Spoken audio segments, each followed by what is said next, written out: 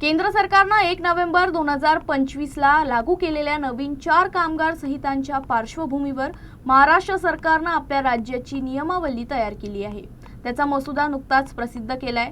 या प्रस्तावित नियमावलीवर राज्यातील सर्व संबंधित घटकांनी आपल्या हरकती आणि सूचना अधिसूचना प्रसिद्ध झाल्याच्या 45 दिवसांच्या आत नोंदवण्यात यावे असे आवाहन राज्याचे कामगार मंत्री ॲडव्होकेट आकाश फुंडकर यांनी केलं आहे।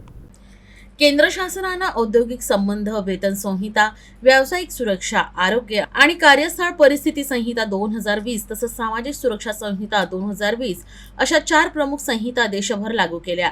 या कायद्याच्या अंमलबजावणीसाठी राज्याला स्वतःची नियमावली तयार करणं आवश्यक होतं। त्यानुसार राज्य शासनाच्या कामगार विभागानं विधी आणि न्याय विभागाच्या अत्यंत सूक्ष्म तांत्रिक सहकार्याने ही नियमावली तयार केली।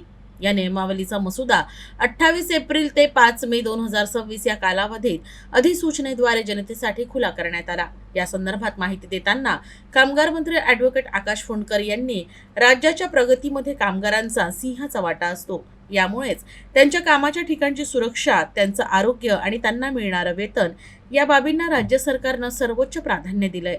प्रस्तावित नियमावलीचा मुख्य उद्देश राज्यातील औद्योगिक शांतता टिकवून ठेवणं आहे। मालक आणि कामगार यांच्यातील संबंधाचं सुयोग्य नियमन करून दोघांमध्ये समन्वय वाढवणं, वेतनाच्या तरतुदी अधिक स्पष्ट आणि पारदर्शी करणं ही या नियमावलीची वैशिष्ट्ये आहेत, अशी माहिती दिली। केंद्र शासनाने दिनांक 21 नोव्हेंबर 2025 रोजी औद्योगिक संबंध, वेतन संहिता, व्यावसायिक सुरक्षा, आरोग्य आणि कार्यस्थळ परिस्थिती संहिता 2020, सामाजिक सुरक्षा संहिता 2020 हे लागू केलेले आहेत।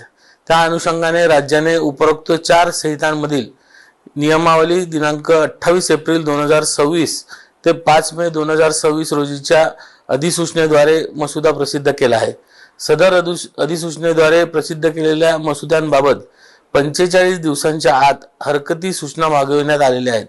सदर मसुदा नियम हे कामगार विभागाच्या अधिकाऱ्यांनी विधी व न्याय विभागाच्या सहकार्याने व्यापक सल्ला मसलत बारकाईने अभ्यास करून आणि अत्यंत परिश्रमपूर्वक तयार केलेले आहेत। राज्यातील कामगारांच्या सुरक्षा, आरोग्य व सामाजिक संरक्षणाच्या दृष्टीने एक महत्त्वपूर्ण टप्पा मानला जात आहे। राज्यातील औद्योगिक शांतता, कामगार कल्याण, कामगार आणि मालक यांच्यातील संबंधांचे नियमन करणे, वेतनाच्या तरतुदी स्पष्ट करणे हे या नियमावलीचे मुख्य उद्दिष्ट आहे। त्यामुळे कामगारांचे कल्याण आणि औद्योगिक वातावरणात सुसूत्रता येण्यास मदत होणार आहे। सदरच्या अधिसूचनेवर नमूद केलेला कालावधी संपुष्टात येण्यापूर्वी उक्त प्रारूपाच्या बाबतीत राज्यातील सर्व औद्योगिक आस्थापना, बांधकाम व्यावसायिक, प्लॅटफॉर्म व गिग वर्कर व सर्व कामगार संघटना आणि व्यक्ती यांना हरकती व सूचना सादर करण्याबाबत मी आवाहन करत आहे।